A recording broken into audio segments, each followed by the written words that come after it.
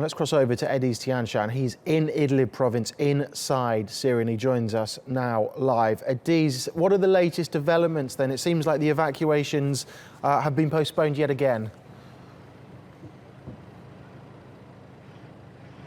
Yes, indeed. And in fact, there's also renewed clashes on the ground where we are right now in Syria's northern Idlib province. We were headed towards that evacuation point in western Aleppo when we were stopped on the road because we heard just a few kilometers ahead of us there were clashes again on the ground. And in fact, some of these fighters have just returned from that fire line. As you see, they have their anti-aircraft fighters on their pickups, and there are others who are also in other vehicles. They're not necessarily showing their faces for security purposes, but they could confirm to you that there is again fighting on the ground occasionally, and we can also see some of them in ambulances being brought to the nearby crossing point to be treated inside Turkey. Now, on top of the clashes, unfortunately, what's worrying even more is that latest explosion that took place just at that point where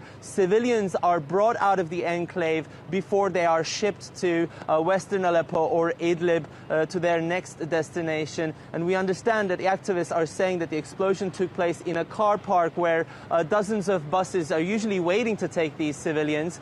We don't know at this point who exactly is behind the attack, but there's also a second hindrance, I think, to these evacuations. On the main road just outside of the enclave, we hear that there are also dozens of pro-regime protesters that are demanding two more towns, Foa and Kafria, in the Idlib province to be simultaneously evacuated. Now, those pockets of areas are also under siege, but this time by rebel groups. And we understand that the Shia rebels are mostly Shia rebels, and pro-regime forces are stuck in those enclaves. So it seems that we are facing two problems. One, an unidentified explosion. We don't know who's behind it at the exact point where the evacuation is happening, and also protests on that main road where the evacuation is supposed to take place, and we don't know when and if the evacuations can resume. So, Ediz, you say there we don't know who's behind the attack. Which groups would have a vested interest in sabotaging the evacuation and seeing this deal fail?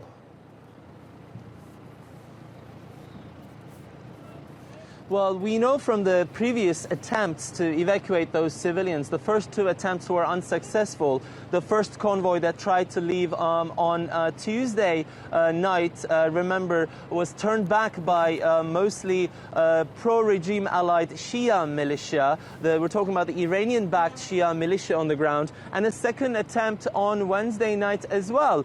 This time actually came under fire, and one person was killed, 3 more were injured. And after extensive talks with Iran, they finally managed to resume these talks. But remember that this very same demand, the evacuation of Foa and Kafria, was also a proposition put forward by Iran. So at this point, the only actor that we know who is against this evacuation plan is Iran itself. But we cannot say for sure whether these protests or this explosion, for that matter, are also carried out by Iran. That is very hard to say at this point.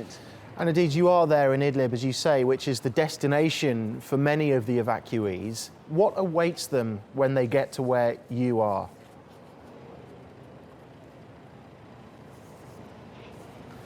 Well, unfortunately, it's not going to be an easy task. As you see, the weather conditions are quite cold. And remember that we are talking about tens of thousands of internally displaced people. Now, for now, we also see dozens of trucks that are being prepared just nearby at the Turkish side. These people will initially get the very basic necessities, food and medical supplies. But as to where they will stay is really a question mark for many of them. Mostly they will be placed into the pre-existing refugee camps that are also mostly in Idlib province where we are. But some others, in case there's not enough space for them, Turkey expressed its willingness to build a new refugee camp. We've just heard from the president of Turkish Red Crescent Society this morning that they could accommodate 10,000 more tents in a new refugee camp. But other than that, if there's still no space, Turkey also said that they could also open its doors to more Syrians on top of the 3 million they already have. Okay, Ediz, thank you.